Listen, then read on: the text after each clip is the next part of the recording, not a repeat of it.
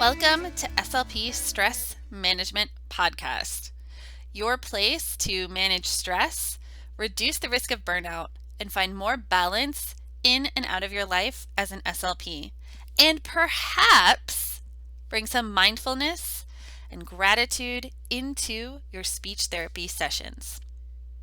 I'm your host, Jessie Andrix, and today I'm going to share with you a breathing practice that you can use when you need to regain your focus or when your students need to regain theirs. We'll also take a moment to practice gratitude, and I will share with you some of my favorite ways to bring gratitude into my speech therapy sessions. It's gratitude and joy season, and I am so excited to share all of these with you. Let's dive right in.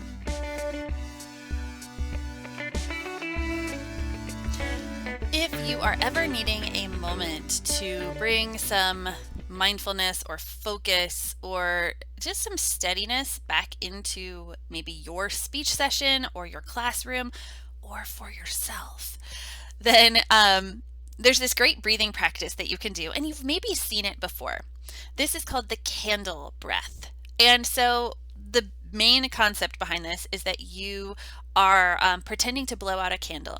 And when you do this, you blow it out really slow. So not like, little kids actually do with their birthday cake where it's like the really quick breath, but blow out the candle slowly. And what this does is it makes you take a big breath in, and it makes you take a really slow and steady breath out. And so this helps you to not only find that calm signal in your body, from your body up to your brain, but it also helps to extend the exhale, which is more of a relaxation response. And this is really great because there are a lot of videos you could do if you're going to use this in your speech room or your classroom. There are videos that you can use if you just go on YouTube and search for candle breathing. And there's also, you can just do it in your group by, pretending that your finger is a candle, or maybe you have a pencil that they hold or something. So there's a little bit of physicality to it. It's not just this thing that you're imagining where, it can be easier for students to focus. So it looks like this. Hold up your candle, take a deep breath in, and slowly blow out the candle. So what you do is you blow that air at your finger as if your finger is a candle, and you're slowly blowing it out. And you can do this with multiple rounds, so you're getting that deep breathing practice, maybe for 3 to 5 rounds of breath. And then you've brought in some focus, you've helped find some calm, some steadiness, getting your students grounded if you needed to regroup, or if you're using this maybe at the beginning of the session to get them grounded and ready. And again, if you ever need to take some deep breaths, it is just that great kind of reminder of what you are breathing for and into. So give this a try and let me know how it goes. If you'd like another demonstration, head over to Mindful Yoga Speech Therapy on Instagram or Jessie Andrix on Instagram and watch the video that goes along with it. Thank you so much for joining in to this breath practice today.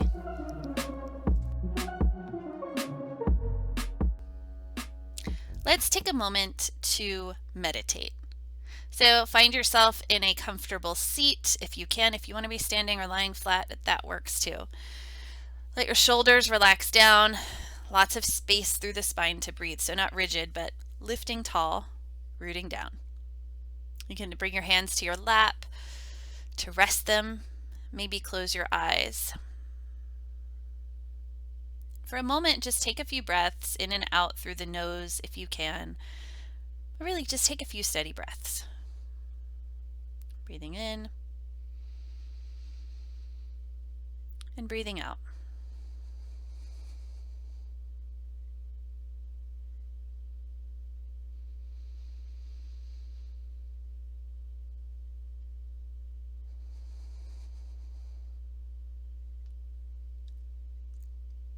Just a few more breaths here. Nothing to change or judge.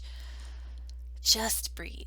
And as the breath grows steadier, it allows you to grow steadier, to feel more grounded.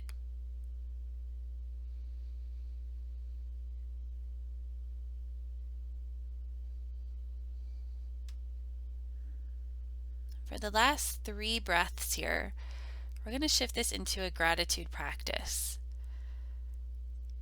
And so you can think of things that you're grateful for or that you find positive in your life, or maybe just something that is going well, something that's working. And on your next inhale, just name one of those things. Maybe you simply name it, or you say, I am grateful for. And as you exhale, just let the breath out, letting that gratitude sink in. Take another breath in. I am grateful for. And exhale.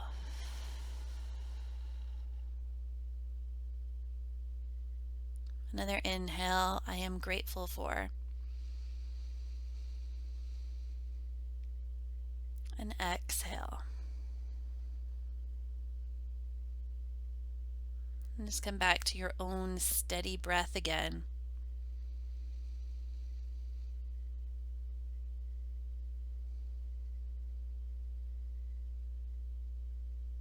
And anytime you need to start to make a shift in your day, in your week, in your thoughts, come back to the steady breath, the moment of gratitude.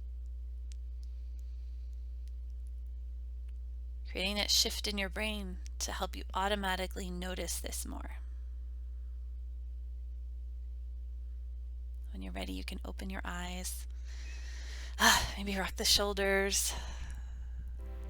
And thank you for joining in this meditation practice today.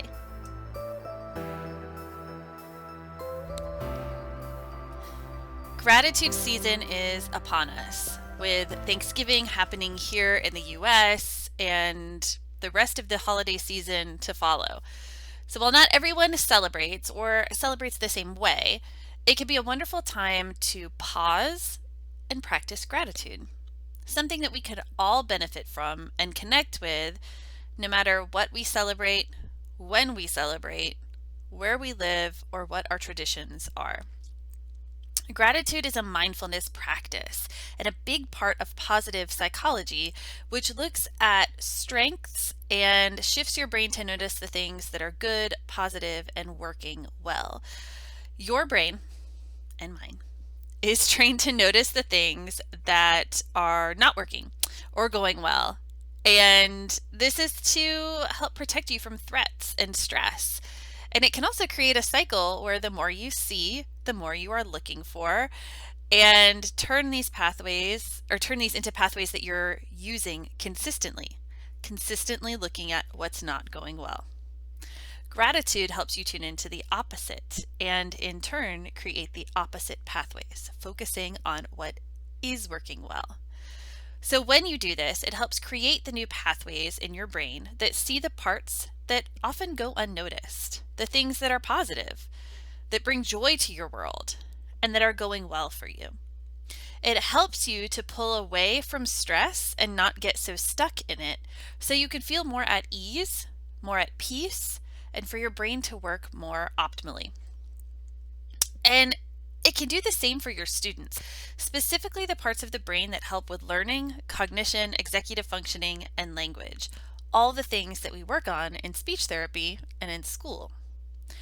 Gratitude doesn't have to be anything super complicated. It could be as simple as thinking of like 3 things that are positive in your day, or maybe writing down 3 things that went well for you.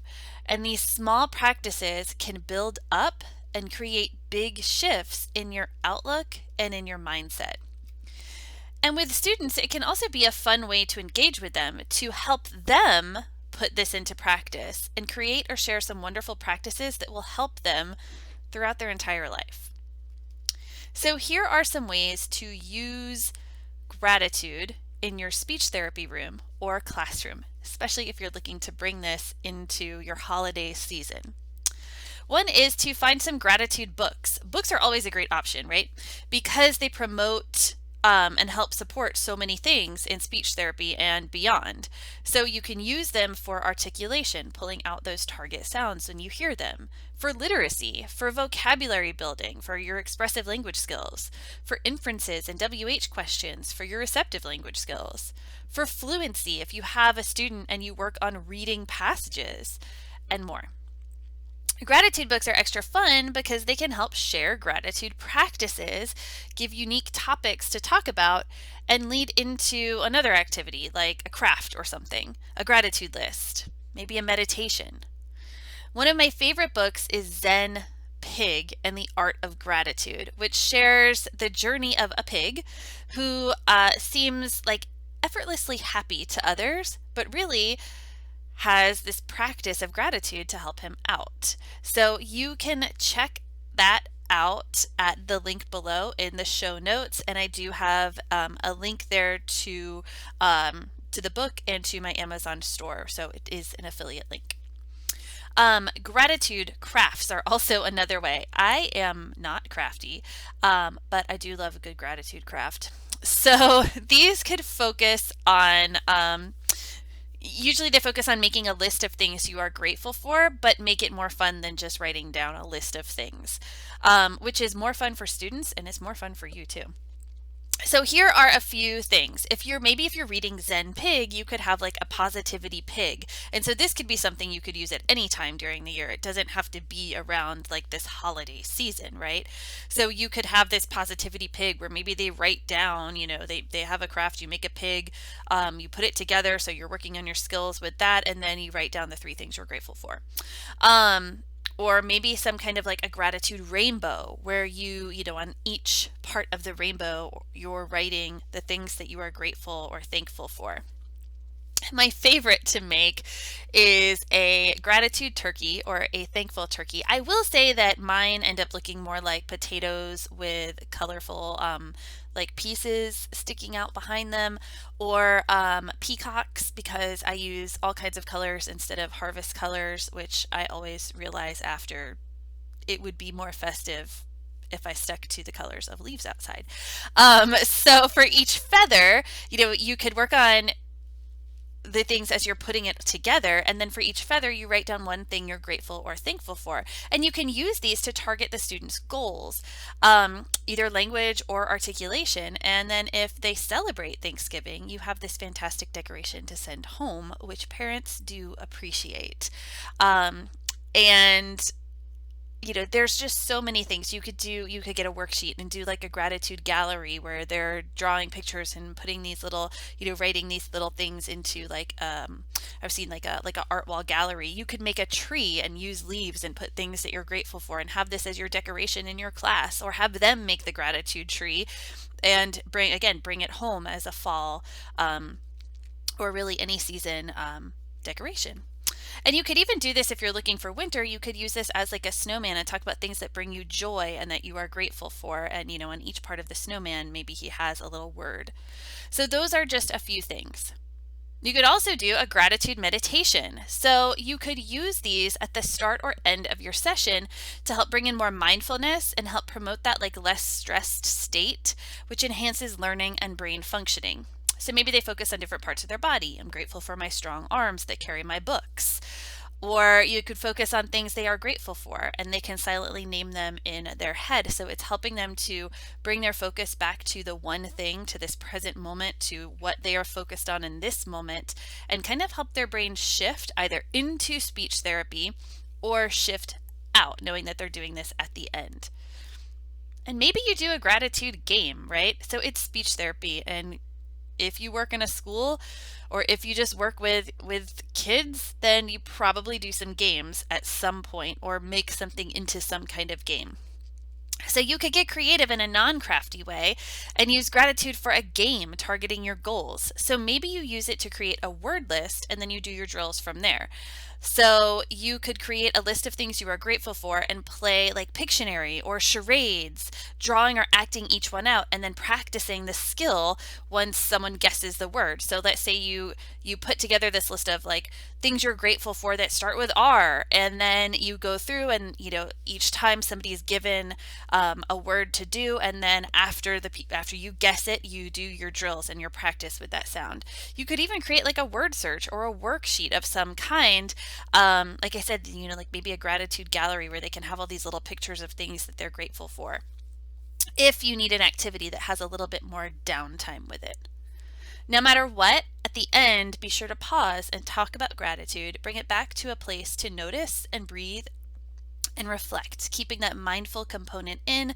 That's going to help keep your students steady and shifting to that positive place with their brains and ready to learn throughout their day. So how do you incorporate gratitude in your speech room or classroom? I would love to know. So head over to Instagram to Mindful Yoga Speech Therapy or to Jessie Andricks and send me a message or leave a comment on one of the Instagram posts there. And if you do head over to Mindful Yoga Speech Therapy, I do share about the book Zen Pig, so you can see what it looks like and see how I used it in my speech therapy all the week leading up to Thanksgiving. And if you want more resources to help bring mindfulness and gratitude to your speech room or classroom, make sure to enter your email using the link below for instant access to a resource list full of my favorite tools, tips, and places to find all things mindfulness and gratitude based. You'll find anything from books to use in speech therapy to yoga dice to fidgets and more. Thank you so much for tuning in today. Love and light to you, and gratitude.